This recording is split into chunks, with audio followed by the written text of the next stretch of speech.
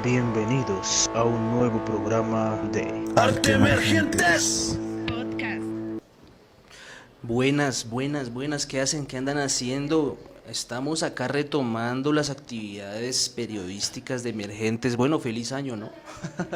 No nos veíamos desde el año pasado, mucha actividad y pues bueno, este año, muchachas, muchachos, estamos en elecciones ejecutivas, legislativas, a la presidencia, al Senado, a la Cámara y bueno, pues el día de hoy nos topamos acá con una paisana acá boyacense, senadora de la UP, Aida Abella, que está repitiendo aquí, digamos, su candidatura al Senado por el pacto histórico. Entonces, ¿cómo me le va, su merced?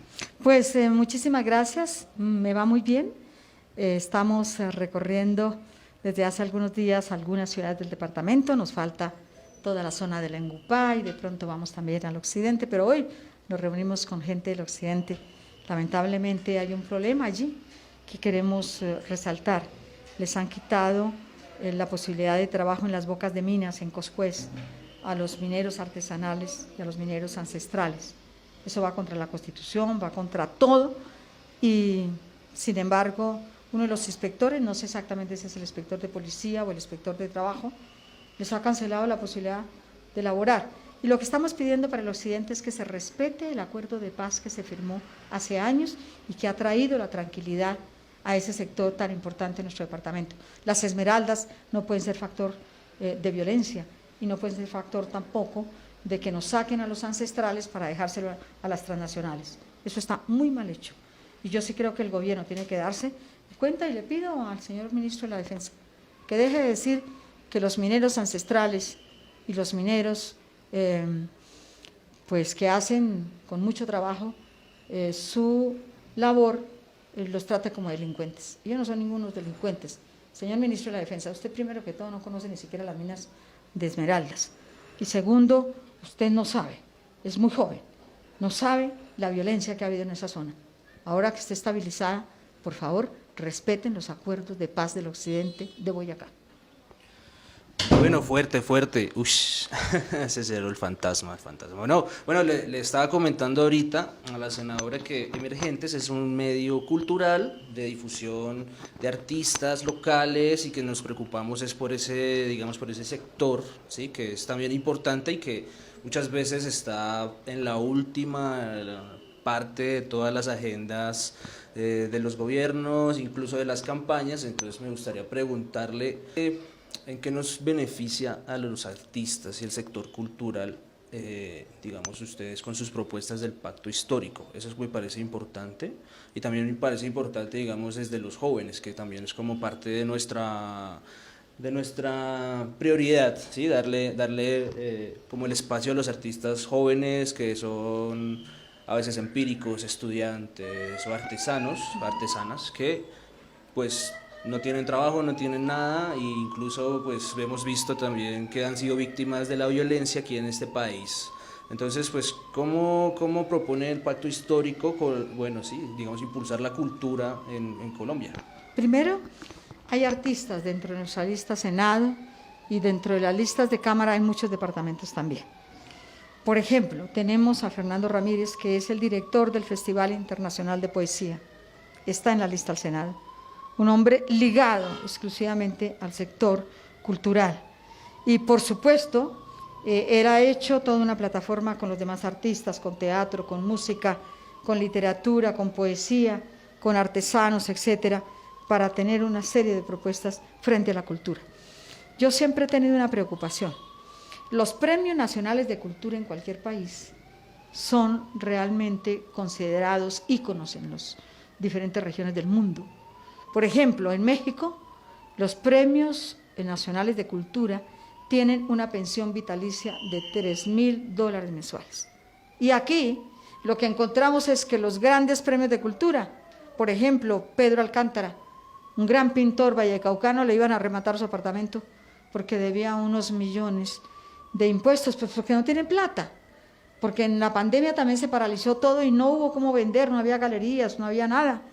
Y entonces la situación de los artistas es muy difícil. Y me he dado cuenta que los artistas tampoco tienen su pensión de jubilación. Se ha avanzado en algo en eso, pero realmente yo creo que es necesario también que con ellos, se tomen decisiones en el Ministerio de la Cultura. Hemos peleado muchísimo en el presupuesto por la cultura, por dejar dineros para las salas concertadas, por ejemplo, de teatros en todo el país, pero también para apoyar a las casas de la cultura, a los maestros de música, a los maestros de arte.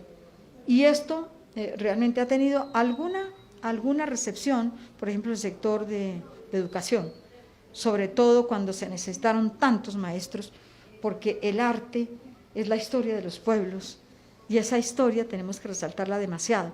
Nadie se acuerda quién se inventó la penicilina, pero todos nos acordamos quién hizo el David, todos nos acordamos.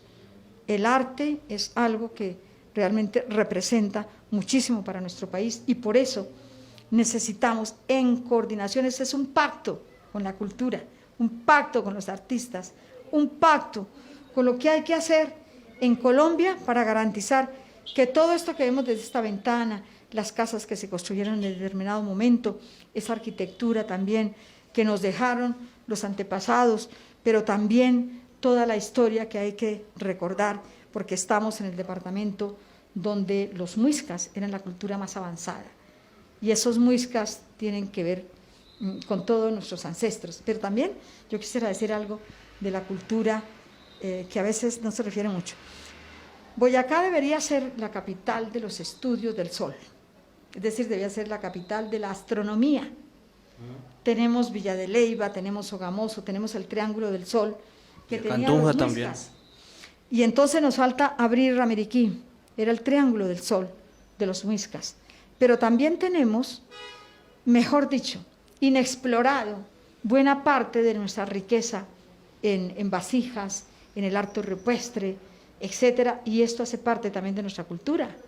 Hay que rescatarlo. Podríamos ser, yo he propuesto que Sogamoso, donde está el Museo Arqueológico, uno de los más famosos de Colombia y del mundo, porque no solamente un museo, sino un centro de investigación, que Sogamoso fuera el centro de la arqueología, la ciudad de la arqueología de Colombia. Como acostumbran a hacer decretos para todo, eso podríamos sacarlo simplemente con un decreto presidencial, para evitar llevar leyes y leyes y leyes y leyes que pueden ser muy buenas para un territorio, pero que lo podríamos hacer, por ejemplo, por un decreto presidencial, ¿no? Boyacá debería ser el centro nacional de los estudios de astronomía, tenemos todo para hacerlo. Bueno, interesante esa idea, sí, claro, acá también tenemos en Tunja varios lugares que han sido como observatorios astronómicos, los Cojines del Saque también, sí, que era un templo del sol. Y bueno, digamos acá este gobierno se votó con la propaganda, la idea de que la economía naranja y que íbamos a impulsar la cultura y que íbamos, mejor dicho, a la industria cultural y todo eso, ¿no? Obviamente pues todo fue mentira. O sea, o no lo hicieron realmente, ¿no? O sea, ni siquiera ellos mismos entendían que era la economía naranja. Y pues de todas formas hay cierto aspecto de la cultura que sí está dentro de esas lógicas del mercado, ¿sí? Del comercio y tal.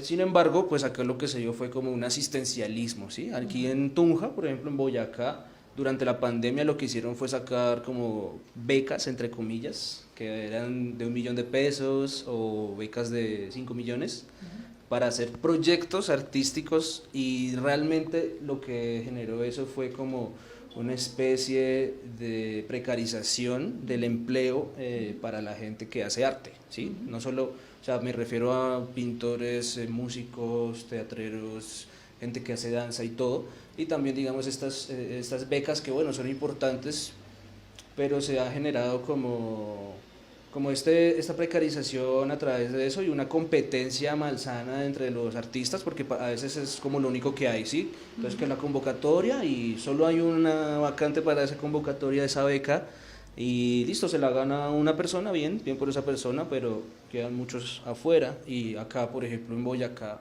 hay muchos artistas, ¿sí? Mucha gente que hace arte no solamente como de academia o de universidad, sino empíricos o personas que tienen otra profesión pero que se dedican a la música o que tienen su grupo de teatro, lo que sea, pero no tienen un impulso económico real como para que se puedan sostener. inclusive este medio también es como así, ¿sí? Independiente, autogestión, todo es así, autogestión, independiente, sin recursos, sin plata, sino solamente como por la audiencia que uno pueda tener. Sin embargo, ¿cómo podríamos impulsar o ayudar? Ustedes pueden ser grandes pedagogos. O generar, sí, o sea, generar como Con trabajos, condiciones así. con trabajos como cualquier otro ciudadano. Es decir, el profesor tiene sus sueldos, sus prestaciones, sus cesantías y todo. Eso tienen que ser los artistas. ¿Por qué? Porque necesitamos en todos los colegios, en todos, profesores de arte. Ese profesor de arte entra como si fuera un profesor de matemáticas, o si fuera un profesor de historia, o de química, etc. Esa es una primera cosa. En las universidades necesitamos también. Pero también en las comunidades, las propias alcaldías podrían hacer dentro de sus secretarías de cultura, que entre otras cosas salió el de Sogamoso, porque le había hecho un contrato a un artista y le pedí un porcentaje. Oiga, pero qué miserable. Por fortuna renunció al otro día. ¿No? Esa primicia emergente. La presión de la comunidad fue tan terrible que el tipo, yo creo que ya no vive en Sogamoso, pero habráse visto pidiéndole un porcentaje a los artistas, que no debería ser no eran 1.000 millones de contrato, ¿no? Un contratito, y así fueran 1.000 millones, no tiene por qué pedir ninguna coima a nadie. Él tiene su trabajo y tiene también su sueldo. Entonces, lamentable que eso suceda. Total, de que yo bogo es porque el trabajo sea digno, el trabajo sea con todas sus prestaciones, sino un trabajo de esos de call center, 3 meses para adentro, 8 meses para afuera, y así. Eso no es posible. A los jóvenes también hay que darles esperanza, hay que darles seguridad y hay que darles estabilidad. Eso es lo que falta en este país, mientras hay unos que se enriquecen de la manera más terrible, ¿no? Entonces 30 contratos, 50 contratos, 80 contratos. Las verbenas de Tunja. Explorando lo que pasa con todos esos que compran votos, ponen a sus mujeres, a unos y a otros, yo no sé, como si fueran testaferros de ellos, a contratar. Y claro, votan todos los proyectos del gobierno, ¿no? Ahí está el señor Bedoya, que ahora su mujer también resultó una gran contratista, es un senador del Partido Liberal. Oiga, pero es que no les da ni vergüenza. Y claro, les sobran rodilleras para votar proyectos de ley que no favorecen el grueso de los colombianos. Bueno, ya para terminar, sí, ya, ahora sí, que ya la senadora tiene que seguir con su gira. Así es. Pues bacano porque sí, yo había visto como varias personas que son de la cultura, del sector cultural, y bueno, obviamente su merced ya está como en la onda más nacional. Sin embargo, acá en Boyacá, pues me gustaría como que usted haga como una invitación no solo a la gente, sino a las personas de pronto que sí entienden que el arte es político, ¿sí? Que la cuestión artística no es solo hacer cosas lindas y ya, sino que entiendan que pues tiene como una razón de ser en la sociedad.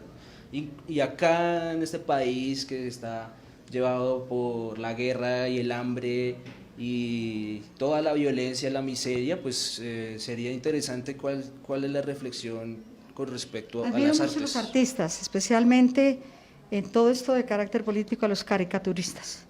Son unos pensadores políticos impresionantes, además unos críticos, que es lo que también se necesita.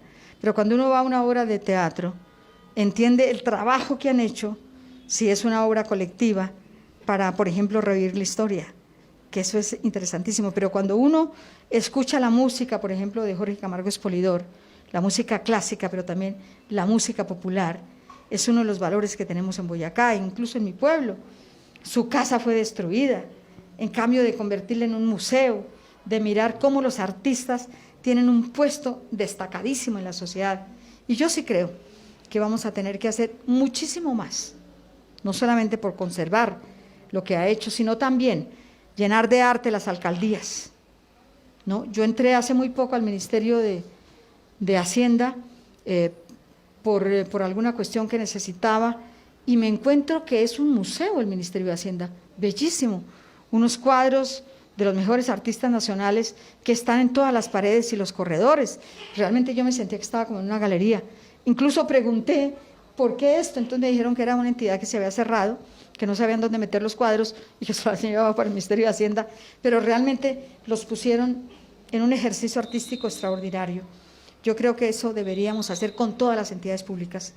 Por ejemplo, los pintores, mismo los músicos, los conciertos que se deben dar todos los fines de semana, los sábados, los de los domingos, que la gente también mire que aquí se ha producido música clásica, pero también la música popular es llevada a las orquestas filarmónicas, sinfónicas, etcétera, y también todo lo que tiene que ver con la poesía, con la escritura, con la literatura. Yo creo que nos falta muchísimo y sobre todo plantar en este país, ojalá pudiéramos hacerlo en todos los municipios, la Casa Cultural. Bueno, gracias, senadora Chimba, bacano. Gracias por la entrevista, por su Muchas tiempo, gracias todo a bien. ustedes Eso, por entonces. ser tan jóvenes, interesados en todos los temas del país. No, sí, toca que estén ahí Los queremos mucho pilas. porque además la prensa independiente juega un papel fundamental. Sí, ahí vamos mejorando la vaina. Igual este año, pues regresamos ahí con emergentes. Vamos a tener contenidos chéveres, bacanos. Y vamos a estar pendientes de las elecciones a ver qué pasa, ¿no? Vamos a elegir a Gustavo Petro y vamos a elegir a Marjorie Ortiz con el 102 en la lista del Pacto Histórico. Muchas gracias. Eso, venga a ver si entrevistamos a Marjorie. Además es joven. Sí, Muy sí, joven. ya la conozco. Ella estaba acá en Emergentes también. Ahí, Bueno, por ahí salió. pues gracias ¿Listo? emergentes, tan queridos. Eso, severo, gracias, qué chimba. También los queremos mucho. Un abrazo.